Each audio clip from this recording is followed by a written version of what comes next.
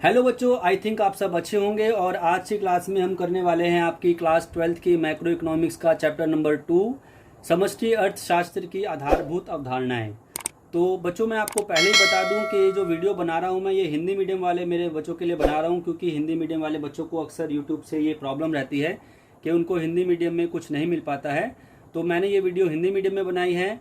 अगर आपको English medium में वीडियो देखनी है तो प्लीज़ आप प्लेलिस्ट में चले जाइए। वहाँ पे मैंने एक मैक्रो इकोनॉमिक्स का प्लेलिस्ट बना रखा है और आपको वहाँ पे यही चैप्टर पूरा का पूरा इंग्लिश मीडियम में मिल जाएगा, कोई दिक्कत वाली बात नहीं है। तो आज के इस वीडियो में चैप्टर नंबर 2 में हम बच्चों पढ़ने वाले हैं बेसिक कॉन्सेप्ट। ठीक है, तो बेसिक कॉन्सेप्ट में मतलब बहुत सारी चीज़ें आप पढ़ेंगे छोटी बड़ी, जो आपको मैक्रो इकोनॉमिक्स में पता होनी चाहिए। तो जब हम चैप्टर स्टार्ट करते हैं बच्चों, तो मैं इस चैप्टर को स्टार्ट करता हूं एक छोटे से टर्म के साथ, जिसे हम कहते हैं जीडीपी एट एमपी। अब देखो, ये वर्ड आपने कहीं सुना होगा। एमपी अगर ना भी सुना हो तो जीडीपी तो सुना ही होगा। जीडीपी का मतलब होता है ग्रॉस डोमेस्टिक प्रोडक्ट। ठीक है, और हिंदी में इसको कहते हैं, क्या कहते हैं बच्चों, आपको पता ही होगा, सकल घरेलू उत्पाद। ठीक है, अब ये एक वर्ड आता है एमपी। एमपी का मतलब यहाँ पे मध्य प्रदेश नहीं है। कुछ बच्चे सोचेंगे एमपी का मतलब मध्य प्रदेश। मध्य प्रदेश नहीं है भाई। एमपी का मतलब है मार्केट प्राइस। मार्केट प्राइस का मतलब बाजार कीमत। अब कुछ बच्चों के दिमाग में ये क्वेश्चन आ रहा होगा कि सर ने तो अभी बोला कि भाई मैं हिंदी मीडियम में पढ़ाऊंगा और हमको सर इंग्लिश मीडियम में भी पढ़ा रहे हैं। तो भाई मैं आपको बता दूं बच्चों कि कुछ चीज़ें ऐसी होती है जो आपको इंग्लिश मीडियम में भी पता होनी चाहिए। ठीक है, इंग्लिश मीडियम में याद रखने के लिए वो ज़्यादा आपको अच्छे से जो है याद रहती है। ठीक है, इसीलिए मैं ये वाला चैप्टर आपको साथ साथ थोड़ा सा इंग्लिश मीडियम में भी समझाता जाऊँगा। लेकिन कोई दिक्कत वाली बात नहीं है, आप बिल्कुल टेंशन मत लीजिए। जो चीज़ें मेरे को हिंदी में बतानी है वो मैं आपको बिल्कुल हिंदी में बताऊंगा। तो सबसे पहले मैं आपको एक डेफिनेशन पे लेके चलता हूँ, जीडीपी एमपी की डेफिनेशन पे। ठीक है, अब देखो, मैं बड़ा लिखता तो मेरे को पूरा लिखना पड़ता, बाजार कीमत पे सकल घरेलू उत्पाद, इसीलिए मैंने शॉर्ट में लिख दिया जीडीपी एमपी। अब चलिए इसकी डेफिनेशन लिखते हैं। इससे अभिप्राय किसी देश की घरेलू सीमा में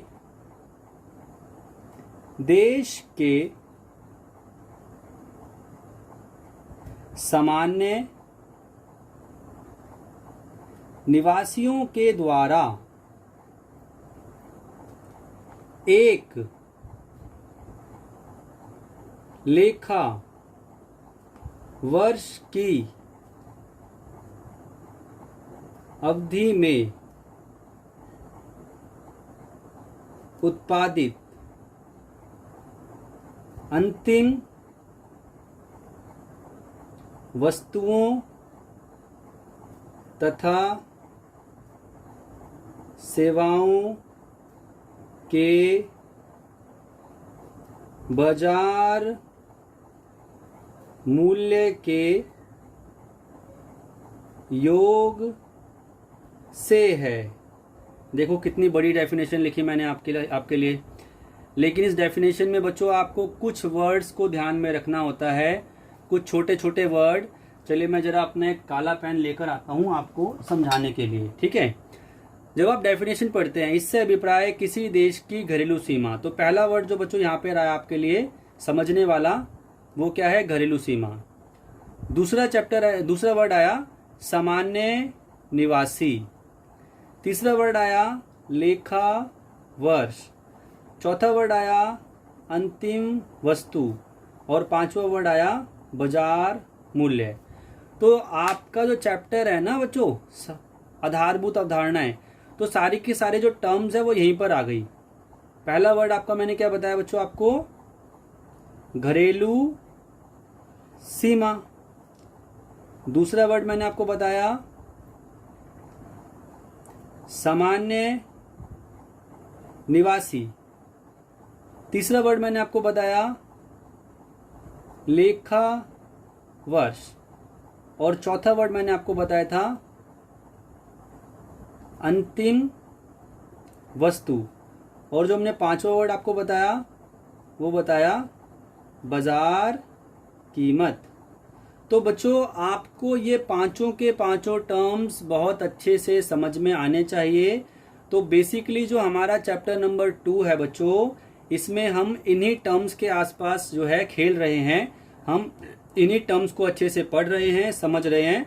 तो आप बिल्कुल ध्यान दीजिएगा जब मैं आपको ये वर्ड्स और ये टर्म्स समझाऊं। तो बच्चों सबसे पहले हम पहले वाले टर्म पे चलते हैं, जो कि है घरेलू सीमा। घरेलू सीमा को हिंदी में एक वर्ड हमने दिया नाम घरेलू सीमा। इसके लिए इंग्लिश का वर्ड इस्तेमाल करते हैं बच्चों हम डोमेस्टिक टेरिटरी। ठीक है। अब प्यारे बच्चों घरेलू सीमा क्या है? आपने वर्ड सुना घरेलू सीमा। अब कुछ बच्चों के दिमाग में क्या आएगा जैसे ही मैं बोलता हूं घरेलू सीमा? कुछ बच्चों के दिमाग में क्या आएगा? कुछ बच्चों के दिमाग में भारत का नक्शा आ जाएगा। जैसे ही मैंने घरेलू सीमा बोला उनके दिमाग में भारत का नक्शा आ गया। वो कहते हैं भाई भारत की जो ये सीमाएं हैं, जो भारत की बाउंड्रीज है, उन्हीं को घरेलू सीमा कहा जाएगा। तो बच्चों आप सही हो, लेकिन पूरी तरह से सही नहीं हो। जब हम घरेलू सीमा की बात करते हैं ना बच्चों, तो यह एक विस्तृत जो है ना वर्ड है। विस्तृत का मतलब ये एक डिटेल्ड वर्ड है। इसमें बहुत सारी चीजों को सम्मिलित किया जाता है। जब आप घरेलू सीमा की बात करते हैं तो आप सिर्फ ये नहीं देखते कि हमारा जो देश है वो नॉर्थ और साउथ और ईस्ट और वेस्ट में कितना फैला हुआ है। इसमें बहुत सारी चीज आ जाती है। तो सबसे पहले चलो हम इन्हीं के बारे में बात कर लेते हैं आपके साथ कि भाई जो हमारी घरेलू सीमा है, हमारी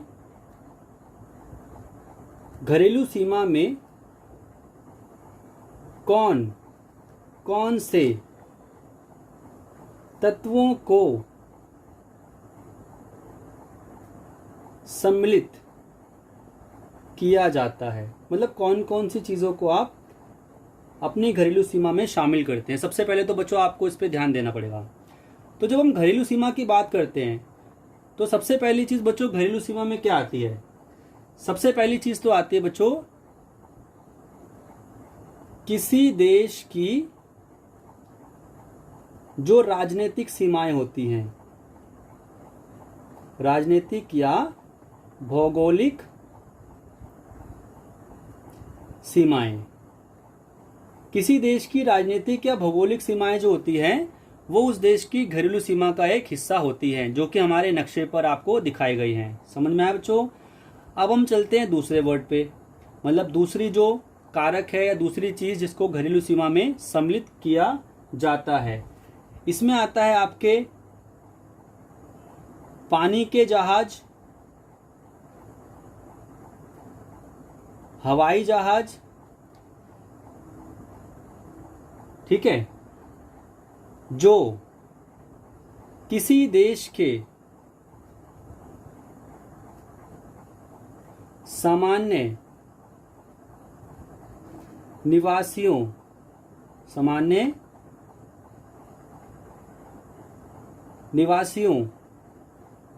के द्वारा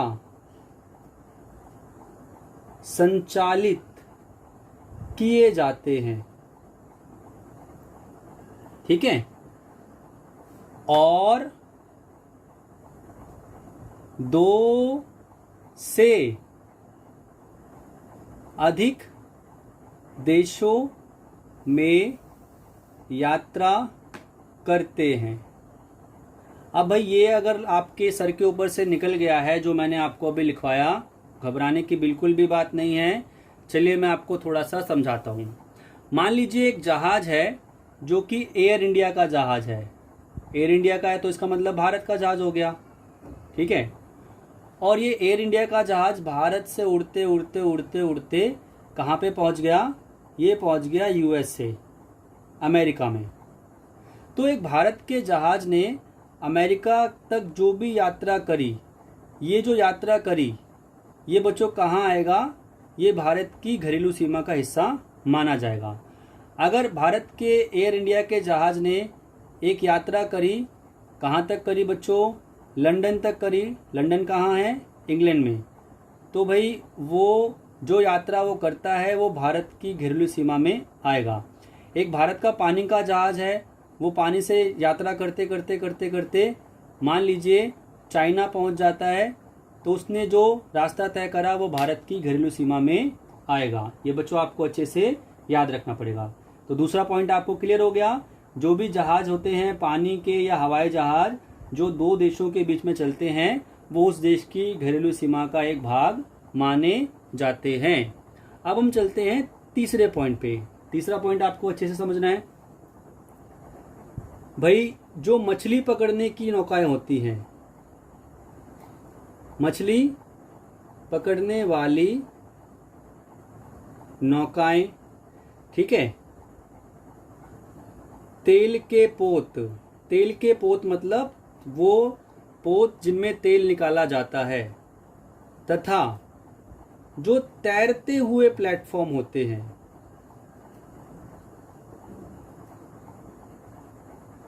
तैरते हुए प्लेटफॉर्म जो अंतर्राष्ट्रीय समुद्र में हो, किसी देश की घरेलू सीमा का एक भाग कहलाते हैं। समझने के लिए जरा ध्यान दीजिएगा बच्चों। मतलब अगर एक समुद्र में, मतलब हिंद महासागर में, प्रशांत महासागर में कोई मछली पकड़ने वाली नौका जा रही है जो कि भारतीय नौका है, या फिर हमने वहां पर तेल निकालने के लिए एक परिष्करणशाला स्थापित कर दी, या फिर हमारा कोई तैरता हुआ प्लेटफॉर्म है, वो भारत की घरेलू सीमा का हिस्सा कहलाएगा। अब बच्चों हम बात करते हैं चौथे बिंदु की। मतलब घरेलू सीमा का चौथा भाग क्या होता है? वो होता है किसी देश के अन्य देशों में स्थित दूतावास। मतलब हमारे देश के दूसरे देशों में जो दूतावास हैं उसे हम कहते हैं हमारे देश की घरेलू सीमा का एक हिस्सा। अब बच्चों को दिमाग में एक वर्ड आ रहा होगा कि यार दूतावास क्या है? दूतावास को इंग्लिश में बच्चों हम कहते हैं एम्बेसी। एम्बेसी का मतलब क्या होता है? हमारे देश ने दूसरे देशों में दूतावास लगा रखे हैं। उदाहरण के लिए मैं आपको एक छोटा सा एग्जांपल लेके समझाता हूं कि भाई भारत जो है, भारत में यूएसए का एक दूतावास है, ठीक है। यूएसए का एक दूतावास है। इसका मतलब क्या हुआ कि हमको अगर यूएसए जाना है, अगर हमको अमेरिका जाना है, तो पहले हमको यूएसए के दूतावास में जाना पड़ेगा और वहां से जाके अपना वीज़ा क्लियर करवाना पड़ेगा, जिससे क्या होगा, हमको विदेश यात्रा करने की अनुमति मिल सकती है। तो किसी देश में दूसरे देशों के दूतावास होते हैं, तो वो जो दूतावास होते हैं वो उस देश की घरेलू सीमा का एक हिस्सा कहलाते हैं। तो आई थिंक आपको ये पहला टॉपिक समझ में आया होगा, घरेलू सीमा क्या होती है और उसके कौन कौन से भाग होते हैं। अगर अभी भी ये टॉपिक आपको बच्चों समझ में नहीं आया तो आप अभी जो है कमेंट बॉक्स में मेंशन कर दीजिए, आपको ये टॉपिक मैं अच्छे से समझा दूंगा, ठीक है। तो ये तो आपका हो गया पहला टॉपिक जो हमने आपको जब जीडीपी के बारे में बताया था तो उसमें आया था। अब आते हैं दूसरे टॉपिक पे। दूसरा टॉपिक क्या है बच्चों? दूसरा टॉपिक जो मैं आपको बताने वाला हूं वो है सामान्य निवासी। सामान्य निवासी को बच्चों इंग्लिश में कहा जाता है नॉर्मल रेजिडेंट। समझ में आई बात आपकी? अब देखो एक वर्ड और होता है जो कि बच्चों ने सुना होगा, इसे हम कहते हैं नागरिक। नागरिक मतलब सिटीजन। तो बच्चों यहां पे हम सिटीजन की बात नहीं कर रहे, यहां पे हम बात कर रहे हैं रेजिडेंट की, सामान्य निवासी की। तो सबसे पहले तो मैं आपको थोड़ा सा सिटीजन के बारे में बताता हूँ। सिटीजन कौन होता है? सिटीजन का मतलब वो, नागरिक मतलब वो जिसको हमारे देश में वोट डालने का अधिकार है, उसे हम कहते हैं सिटीजन। लेकिन जब हम रेजिडेंट की बात करते हैं, माने जब हम सामान्य निवासी की बात करते हैं, सामान्य निवासी, तो भाई सामान्य निवासी कौन होता है? सामान्य निवासी का मतलब बच्चों एक आदमी या एक संस्था जो किसी देश में निवास करे। चलिए समझाने से पहले थोड़ा सा मैं आपको लिखवाता हूं। इससे अभिप्राय उस व्यक्ति या संस्था से है जो किसी देश में निवास करे तथा जिसके आर्थिक हित उस देश से जुड़े हो। मतलब कहने का ये हुआ बच्चों कि सामान्य निवासी आप किसी देश के तब कहलाते हो जब आप उस देश में जाके बसते हो। और उस देश में आप क्यों जा रहे हो? पैसा कमाने के लिए। अगर आप किसी देश में पैसा कमाने के उद्देश्य से जाते हो तो आप उस देश के सामान्य निवासी बन जाते हो। तो यहाँ पे बच्चों कुछ शर्तें होती है जिनका आपको पालन करना पड़ेगा। पहली बात तो आपको याद रखना है कि भाई जो सामान्य निवासी होते हैं बच्चों, जो सामान्य निवासी होते हैं वह व्यक्ति भी हो सकते हैं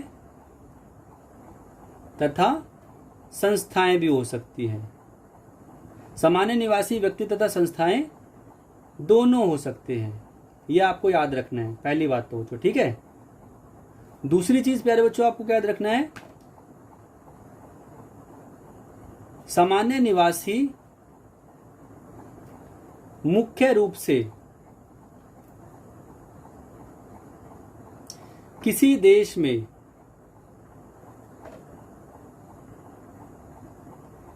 एक साल से ज्यादा का निवास करते हैं। मतलब आप किसी देश के सामान्य निवासी तब कहलाओगे जब आप वहां पे एक साल से ज्यादा टाइम रहो। समझ में आया आपको? अगर आप ऐसा नहीं करते हो, मान लीजिए आप 2 दिन के लिए किसी देश में जा गए और वहां से कुछ पैसे कमा के लाए, तो आप वहां के सामान्य निवासी नहीं कहलाओगे। समझ में आया? तीसरी चीज, जब आप सामान्य निवासी की बात करते हो बच्चों, तो आपको एक चीज और याद रखनी है कि भाई आपके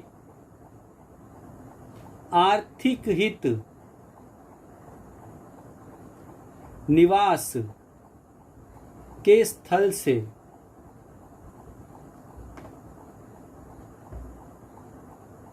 जुड़े होने चाहिए। आप किसी देश के सामान्य निवासी तभी कहलाओगे जब आप उस देश में जा तो रहे हो, लेकिन आप उस देश में जा किस लिए रहे हो? पैसे कमाने के लिए जा रहे हो। ठीक है, तो ये आपको बच्चों याद रखना है। अब देखो कुछ लोग होते हैं जिनको हम सामान्य निवासी नहीं कहेंगे। जैसे मान लीजिए आप किसी देश में जा रहे हो घूमने के लिए, तो आप वहां के सामान्य निवासी नहीं कहलाओगे। आप अपना इलाज करवाने के लिए जा रहे हो, पढ़ने के लिए जा रहे हो, या किसी भी ऐसे उद्देश्य के लिए जा रहे हो जो पैसा कमाने से जुड़ा हुआ नहीं है, तो आप वहां के सामान्य निवासी प्यारे बच्चों नहीं कहलाओगे। ठीक है, सामान्य निवासी कहलाने के लिए जरूरी है कि आप किसी देश में जाए तो वहां पढ़ने, वहां पे पैसे कमाने के लिए जाएं। समझ में आया? तो ये थी आपकी दूसरी टर्म सामान्य निवासी। तो आज की क्लास में हमने आपको जो है बेसिक टर्म्स के बारे में बताया, जो कि 2 टर्म्स थी आपकी, घरेलू सीमा और सामान्य निवासी। ये था पार्ट 1। अब इसके बाद मैं आपका पार्ट 2 अपलोड करूंगा। पार्ट 2 में हम इसी चैप्टर को आगे बढ़ाएंगे, जिसमें मैं आपको और टर्म्स के बारे में बताऊंगा, जैसे कि लेखावर्ष क्या होता है, अंतिम वस्तु क्या होती है, और भी कुछ नए नए वर्ड। तो बच्चों आप प्लीज चैनल को सब्सक्राइब कर दीजिए। अगर आपने कोई डाउट है तो आप अपने डाउट को कमेंट में लिख सकते हैं, और जो है प्लीज नोटिफिकेशन बेल को जरूर दबा दीजिएगा, क्योंकि अगर नोटिफिकेशन बेल को आप दबाते हैं तो जैसे ही वीडियो मैं अपलोड करूंगा वो वीडियो आप तक पहुंच जाएगी। अभी के लिए तो इतना ही, और इस सारी चीज को नोट कर लीजिएगा। चलिए गुड बाय, थैंक यू, अपना ध्यान रखिएगा, बाय बाय।